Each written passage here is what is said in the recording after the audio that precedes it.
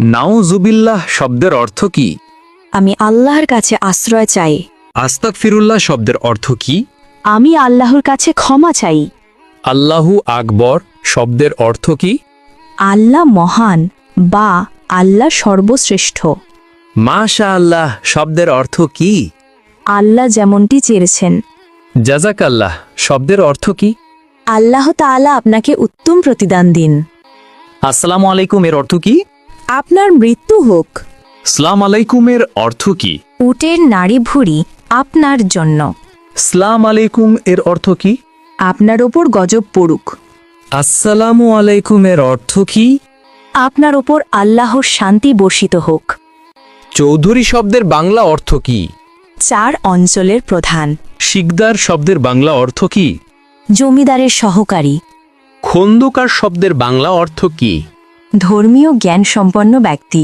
শেখ শব্দের বাংলা অর্থ কি? জ্ঞানী বা পণ্ডিত। খান শব্দের বাংলা অর্থ কি? নেতা বা শাসক। মৃত্যুর পর শ্বাসযন্ত্র কতক্ষণ জীবিত থাকে? 4 ঘন্টা। মৃত্যুর পর মস্তিষ্ক কতক্ষণ জীবিত থাকে? 20 মিনিট। মৃত্যুর পর কিডনি কতক্ষণ জীবিত থাকে? 26 ঘন্টা।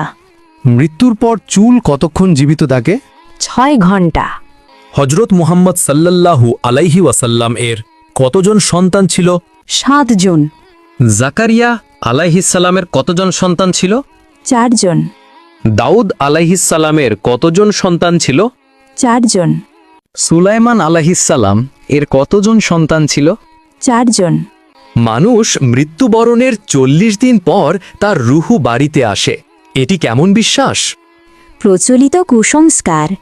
মাজারে ও পীরের দরবারে সিজদা করার বিধান কি? হারাম।